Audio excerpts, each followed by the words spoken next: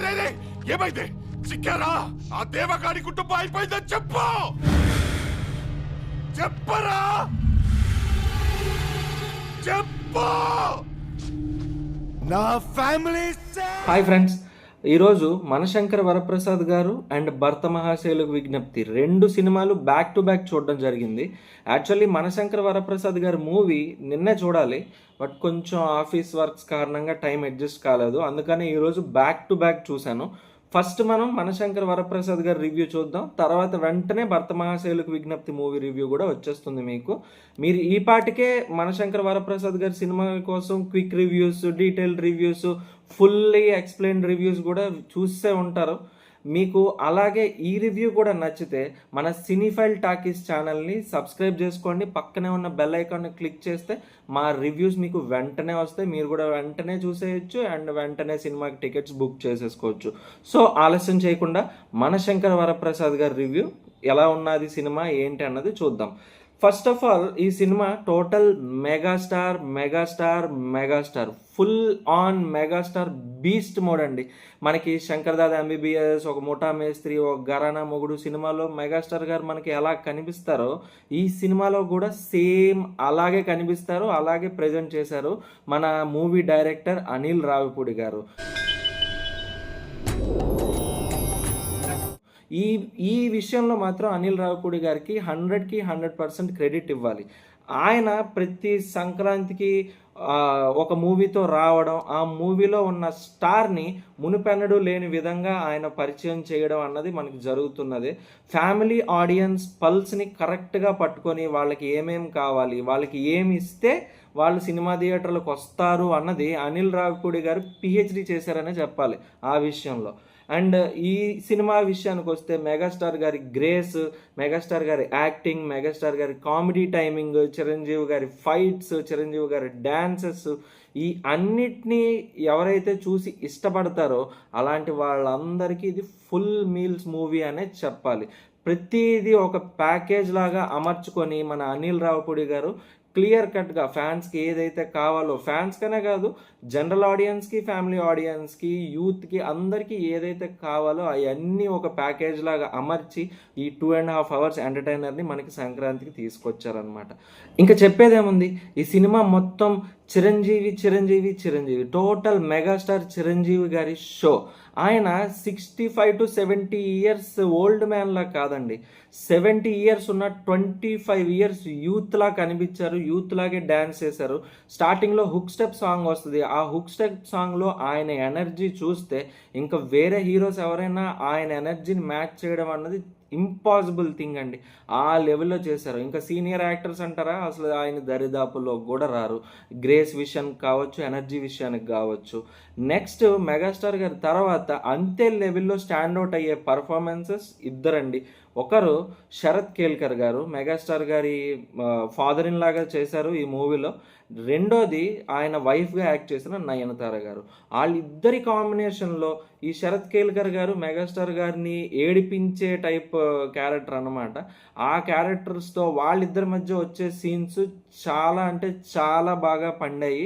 And Nayanthara గారు ఒక attitude ఉన్న ఒక హై అండ్ బిజినెస్ ఉమెన్ లాగా చాలా సెటిల్డ్ పర్ఫార్మెన్స్ అండ్ చాలా ఇరగదీశారనే చెప్పాలి. నయనతార గారు చాలా ఇయర్స్ తర్వాత మన తెలుగు సినిమాల్లో యాక్ట్ చేశారు. నాకు తెలిసి ఆవిడ్ని తెలుగు సినిమాలో నేను చూసిన లాస్ట్ మూవీ సైరా నరసింహారెడ్డి అనుకుంటాను.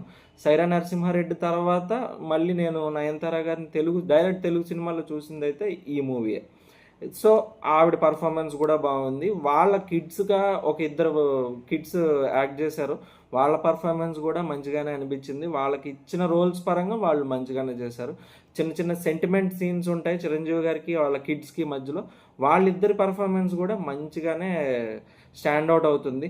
నెక్స్ట్ థింగ్ వచ్చేసరికి మనకి సంక్రాంతికి వస్తున్నాం సినిమాలో బుల్లిరాజు ఉంటాడు కదా, తన పేరు నాకు ఐడియా లేదు, తను బుల్లిరాజు కింద గుర్తుపెట్టుకుంటాం మనం అందరం, ఎందుకంటే ఆ క్యారెక్టర్ అంతగా స్టాంప్ అయిపోయింది బ్రెయిన్లో మనకి. అంత మంచి పర్ఫార్మెన్స్ ఇచ్చాడు ఆ కుర్రాడు కూడా కొన్ని కీ సీన్స్లో ఈ మూవీలో ఉంటాడు.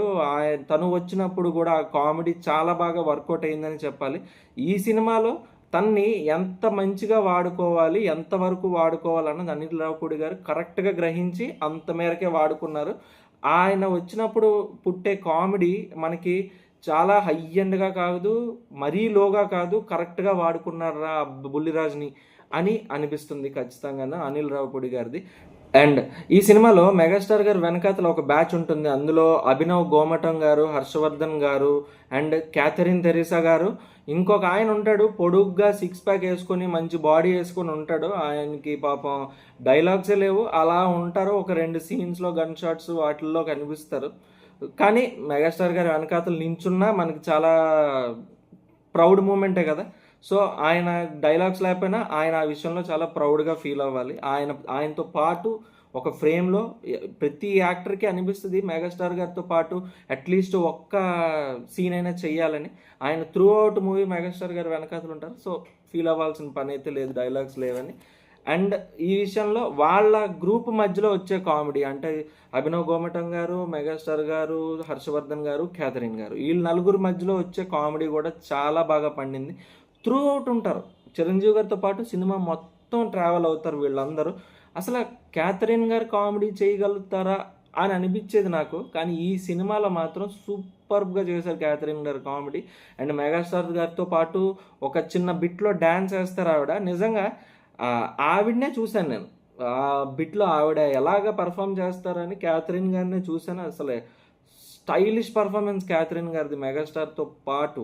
మెగాస్టార్ గారి కన్నా అని అనట్లేదు, మెగాస్టార్ గారితో పాటు స్టైలిష్ పర్ఫార్మెన్స్ ఇచ్చారు క్యాథరిన్ గారు. అభినవ్ గారు, తర్వాత హర్షవర్ధన్ గారు వాళ్ళ పరిధి మేరకు వాళ్ళకి ఇచ్చిన డైలాగ్స్ అండ్ వాళ్ళకి ఇచ్చిన సీన్స్ పరంగా కామెడీ అన్నది ఇరగదీశారనే చెప్పాలి. బట్ ఎంతమంది ఎన్ని చేసినా ఈ సినిమాలో మెగాస్టార్ గారే మనకు కనిపిస్తారు. టోటల్ ఫస్ట్ నుంచి లాస్ట్ వరకు చిరంజీవి గారినే మనం చూస్తూ ఉండిపోతాం. అందుకనే మీ తాలూకా ఓల్డ్ పీపుల్ ఎవరైతే ఉన్నారో, అంటే మీ పెదనాన్నలు కావచ్చు, నాన్నగారు కావచ్చు, అమ్మగారు కావచ్చు, ఎవరైతే 80s 90s 70s టైం పీరియడ్లో మీ ఇంట్లో ఉంటారో వాళ్ళందరినీ కూడా కళ్ళు మూసుకొని ఈ మూవీకి తీసుకెళ్ళిపోండి, టికెట్స్ బుక్ చేసి. వాళ్ళు ఎంత ఎంజాయ్ చేస్తారన్నది మీకు మాటల్లో చెప్పలేం. ఈ పాటికే మీరు చాలా వీడియోస్ ఇంటర్నెట్లో చూసే ఉంటారు. చాలా ఓల్డ్ పీపుల్ కూడా డ్యాన్సెస్ వేస్తున్నారు చిరంజీవి గారిని చూసి. వాళ్ళు అలా చూడాలని అనుకుంటున్నారు చిరంజీవి గారిని. ఇప్పుడు వచ్చే కొత్త డైరెక్టర్స్ కూడా మీరు చిరంజీవి గారితో మూవీస్ తీస్తున్నప్పుడు ఆయన సీన్స్ రీక్రియేట్ చేయడం కాదు, ఆయన్ని మనం ఆ పాత చిరంజీవి గారిని ఎలా బయటికి తీసుకురావాలి అన్నది మీరు ఆలోచించుకొని స్క్రిప్ట్స్ రాస్తే బాగుంటుంది. ఇప్పుడు అనిల్ రావిపూడి గారు చేసింది అదే. అందుకనే ఇప్పుడు థియేటర్స్ అన్నీ కోలాహలంగా ఉన్నాయి. ఒక జాతర మూడు, అసలైన పొంగల్ పండుగ అంటే మనశంకర్ వరప్రసాద్ గారి మూవీ థియేటర్స్కి వెళ్తే మీకు తెలిసిపోతుంది. ఆ లెవెల్లో ఉన్నాయి ప్రతి థియేటర్స్. స్క్రీన్స్ యాడ్ అవుతున్నాయి, షోస్ యాడ్ అవుతున్నాయి, ఎక్కడికక్కడ హౌస్ఫుల్స్ అవుతున్నాయి. నేను వెళ్ళిన థియేటర్లో కూడా ఫుల్ హౌస్ఫుల్స్, ఫ్యామిలీ మొత్తాన్ని తీసుకుని వచ్చారు జనాలు. అలా ఉన్నది ఆ సినిమా తాలూకా పర్ఫార్మెన్స్ అన్నది. అండ్ ఈ సినిమాలో నెగిటివ్స్ విషయానికి వస్తే, అనిల్ రావిపూడి గారి సినిమాల్లో మీరు పెద్ద పెద్ద స్టోరీ లైన్స్, లాజిక్స్ వెతకూడదండి. మనకు కావాల్సిందల్లా 2.5 hours మంచిగా నవ్వుకున్నామా, బయటికి వెళ్తున్నప్పుడు, థియేటర్ నుంచి బయటికి వెళ్తున్నప్పుడు హ్యాపీగా నవ్వుకొని ఒక రీఫ్రెష్మెంట్ ఇచ్చే సినిమాని చూసామా లేదా అన్నదే చూడాలి. ప్రత్యేకించి నెగిటివ్స్ పట్టుకొని తీయాలి అని అనుకున్నట్టుగా అయితే సినిమాటోగ్రఫీ అంటే ఎక్కువ క్లోజప్ షాట్స్ పడతాయి, బాగా మిడ్ రేంజ్ షాట్స్ పడతాయి ఈ సినిమాలో. సో దానివల్ల ఏంటంటే సినిమాని చూసాము అన్నదానికంటే టీవీలో సీరియల్ చూసాము అన్న ఫీలింగ్లోనే వెళ్తారు. ఇది ప్రత్యేకించి నెగిటివ్ అని చెప్పట్లేదు, బట్ పట్టుకొని అంటే చూడండి, బియ్యపు గింజని భూతద్దంతో చూస్తే ఓకే ఇది ఒకటి ఉన్నది అని తెలుస్తే చూడండి, అలాంటి నెగిటివ్ అని అనుకోండి. మీకు చెప్పాలంటే ఇంకొక మేజర్ నెగిటివ్ నాకు అనిపించింది ఏంటంటే విలన్ క్యారెక్టరైజేషన్. ఏదో ఒక టెంప్లెట్ విలన్ లాగా అనిపిస్తాడు తను. అంటే ఒక హీరో ఉన్నాడు కాబట్టి ఒక విలన్ ఉండాలి కదా అన్నట్టే ఉంటాడు విలన్. ఒక 4-5 సీన్లు ఉంటాయి. లాస్ట్‌లో చిరంజీవి గారితో ఫైట్ ఉంటది. వస్తాడు, తన్నించుకుంటాడు, వెళ్ళిపోతాడు. అండ్ లాస్ట్ ఫైట్‌లో కూడా ఒక కామెడీ ట్రై చేశారు అనిల్ రావిపూడి గారు ఈ మూవీలో. అది కూడా మంచిగానే వర్కౌట్ అయిందని చెప్పాలి. విలన్‌కి, హీరోకి మధ్యన ఒక కాన్వర్జేషన్ ఉంటది. అది చాలా మంచిగా అనిపిస్తది మనకు. ఒక రిఫ్రెష్‌మెంట్ టైప్‌లో ఉంటుంది క్లైమాక్స్‌లో యాక్షన్ ఎపిసోడ్ మధ్యలోని. సో, ఇంతకు మించి నెగెటివ్స్ చెప్పాలంటే ఈ మూవీలో ఇంకా ఏముండవండి. ఈ మూవీలో నెగెటివ్స్ ఏమని చెప్తాం, మనం చూడాల్సింది మెగాస్టార్ గారిని. సో, మెగాస్టార్ గారిని మనకి ఫుల్ ఫ్లెడ్జ్డ్‌గా ఎలాగైతే మనం అనుకుంటామో అలా చూసేస్తాం అప్పటికే. సో, అది ఒక ఎక్స్‌పీరియన్స్ చేసుకొని మనం హ్యాపీగా హాల్ నుంచి బయటికి రావాలి అంతే. అండ్ ఈ సినిమాలో మేజర్‌గా చెప్పాలి అనంటే సాంగ్స్ సంగతి అసలు మర్చిపోయాను. సాంగ్స్ విషయానికొస్తే భీమ్స్ గారు ఇచ్చి పడేశారండి, మామూలుగా గాదు. మొత్తం ఔట్ అండ్ ఔట్ మనకి 4 సాంగ్స్ ఉంటాయి. 4 సాంగ్స్ చార్ట్ బస్టర్సే.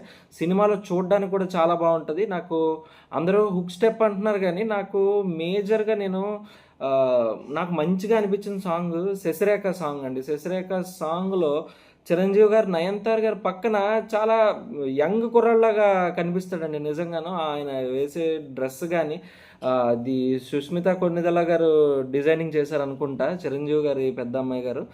నిజంగా చాలా మంచి స్టైలింగ్ చేశారు సినిమా మొత్తంలో. చిరంజీవి గారి డ్రెస్సెస్ అన్నీ ఎక్కడ కూడా మనం ఒక 70 ఇయర్స్ మనిషిని చూసినట్టు అనిపించదు. ఒక 25 ఇయర్స్ కుర్రాడిని చూసినట్టే అనిపిస్తుంది. సాంగ్స్ కూడా మనం వినడానికే కాదు, చూసినప్పుడు కూడా చాలా బాగా అనిపిస్తాయి సినిమాలో. ఆ సినిమా ఫ్లోని డిస్టర్బ్ చేయవు. ఆ కథలో ఆ మెర్జ్ అయిపోయి వస్తాయి ప్రతి సాంగ్ కూడా. కథలో మెర్జ్ అయిపోతుంది ప్రతి సాంగును. సో, ఈ సినిమాకి ఇంకా నెగెటివ్స్ అంటూ ఏం లేవు. పాజిటివ్స్ ఆల్రెడీ మాట్లాడేసుకున్నాం. ఒక్కటే ఒక మేజర్ పాజిటివ్, మెగాస్టార్ చిరంజీవి గారు. అనిల్ రావిపూడి గారి డైరెక్షన్ ఇంకా చెప్పాల్సిన అవసరం లేదు. వస్తాడు, హిట్ కొడతాడు, రిపీటు. సంక్రాంతి సీజన్కి వస్తాడు, హిట్ కొడతాడు, రిపీటు. ఇలాగే కంటిన్యూ అవుతుంది. నెక్స్ట్ వచ్చే సినిమాలు కూడా సంక్రాంతికే వస్తాయి, సంక్రాంతికి బ్లాక్ బస్టర్స్ అవుతాయి. ఎక్కువ మాట్లాడకూడదు, దిష్టి పెట్టినట్టు అవుతుంది. ఈ సినిమాకి నా రేటింగ్ వచ్చేసరికి 4.5 అవుట్ ఆఫ్ 5. ఆ 0.5 కూడా ఎందుకు తగ్గించానంటే విలన్ క్యారెక్టర్ కొంచెం నాకు తక్కువ అనిపించింది. మెగాస్టార్ గారి ముందు ఏ క్యారెక్టర్ అయినా తక్కువగానే అనిపిస్తుంది. బట్ సినిమా పరంగా చూస్తే మాత్రం చిన్నది తక్కువగా అనిపించింది. అందుకని ఆ 0.5 తగ్గించాను. మెగాస్టార్ గారి ఎక్స్పీరియన్స్కి అయితే మాత్రం 100 అవుట్ ఆఫ్ 5. 100 కాదు, ఇన్ఫినిటీ ఇచ్చినా తక్కువే. ఈ మధ్యకాలంలో వచ్చే మూవీస్లో ఇది చాలా బెటర్. సో, కళ్ళు మూసుకొని టికెట్స్ బుక్ చేసుకొని సినిమాకి వెళ్ళిపోండి. టీఎఫ్ఏ బాగుండాలి.